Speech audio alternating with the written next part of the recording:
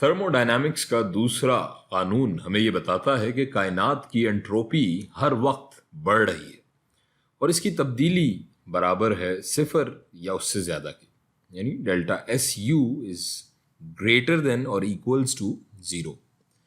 ہم نے بات کی تھی کہ ہمارے پاس اگر ایک گرم شے ہو اور دوسری طرف ایک ٹھنڈی، تو گرم شے سے ٹھنڈی شے کی طرف گرمی منتقل ہوگی۔ اب ہم میکسویلز ڈیمن کے بارے میں بات کریں گے کیونکہ یہ اس چیز کو غلط ثابت کرتا ہے۔ تو یہ میکسویلز ڈیمن آخر ہے کیا؟ جب ہم کہتے ہیں کہ کسی چیز کا درجہ حرارت کسی دوسری چیز سے زیادہ ہے تو ہم اصل میں یہ کہہ رہے ہوتے ہیں کہ اس کے مالیکیولز کی ایوریج کائنیٹک انرجی، اوسط حرکی توانائی دوسری شے کے مالیکیول سے زیادہ ہے۔ اور یہاں یاد رہے کہ ہم اوسط کی، ایوریج کی بات کر رہے ہیں، اور پچھلی ویڈیو سے آپ کو یاد ہوگا کہ ہم ہر انفرادی مالیکیول کی بات نہیں کر رہے کیونکہ تمام مالیکیولز کی ویلوسٹی اور سمت ایک دوسرے سے الگ الگ ہوتی ہے۔ خیر، فرض کر لیں کہ یہاں ہمارے پاس درجہ حرارت ہے T1 اور یہ ہم کیلون کے یونٹ یا پیمانے پر دیکھ رہے ہیں، اور یہ درجہ حرارت کی اوسط یا ایوریج ہے، یہ جو T1 کی ویلیو ہے۔ اب یہاں ہمارے پاس کچھ ذرات ہوں گے جو T1 پہ ہوں گے، ٹیمپریچر پہ ان کی کائنیٹک انرجی T1 پہ ہوگی ایوریج پہ، اور کچھ ایسے بھی ہوں گے جن کی کائنیٹک انرجی یا حرکی توانائی صفر پر ہوگی، اور کچھ ایسے ہوں گے جن کی حرکی توانائی شاید T1 سے بھی زیادہ ہو۔ لیکن یہ جو T1 ہے یہ ان تمام مالیکیولز کی اوسط ایوریج کائنیٹک انرجی کو ظاہر کر رہا ہے۔ اسی طرح اس ٹھنڈی شے کی بھی اوسط حرکی توانائی T2 ہے، اور اس میں بھی کچھ ذرات ایسے ہیں جن کی حرکی توانائی T2 سے کم ہے، اور کچھ کی صفر ہے، اور کچھ کی ہو سکتا ہے T2 سے بھی کہیں زیادہ ہو۔ اگر اب آپ اس گراف یا خاکے پر غور کریں تو کچھ ایسے بھی ذرات ہیں T1 کے جن کی حرکی توانائی T2 سے بھی کم ہے۔ اسی طرح کچھ پارٹیکلز یا ذرات T2 میں بھی موجود ہیں جن کی حرکی توانائی T1 کے ذرات سے بھی زیادہ ہے۔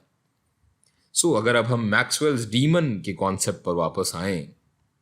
بائی دا وے یہ جو ڈیمن یا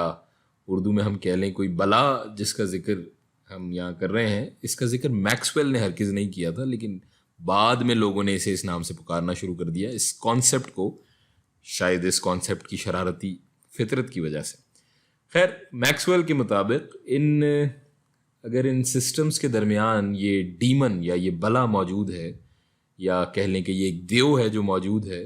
وہ ایک دروازے کو سنبھالتا ہے جو کہ ان دونوں سسٹمز کے درمیان کہیں موجود ہے، اور جب کوئی تیز ذرہ T2 میں اس دروازے کے قریب آتا ہے کچھ اس طرح، تو اس کے پاس کافی زیادہ حرکی توانائی ہے، تو یہ دیو اسے آتا ہوا دیکھتا ہے اور یہ دروازہ کھول دیتا ہے اور اس ذرے کو T1 میں شامل ہونے دیتا ہے، اور پھر یہ دروازہ بند کر دیتا ہے۔ اور پھر جب یہ ان ذرات کو دیکھتا ہے جو آہستہ چل رہے ہیں اس دروازے کے آس پاس کہیں، تو یہ یہاں سے دروازہ پھر کھول دیتا ہے اور یہ اسے T1 سے T2 میں ان ذرات کو جانے دیتا ہے۔ یہ دیو اگر ایسے ہی کرتا رہے تو آخر میں کیا ہوگا؟ آخر میں یہ ہوگا کہ T1 کے سارے تیز ذرات T2 میں شامل ہو جائیں گے اس کے اپنے ذرات کے ساتھ، اور T2 کے سارے آہستہ ذرات T1 میں شامل ہو جائیں گے۔ اور پھر اس کے بعد کیا ہوگا؟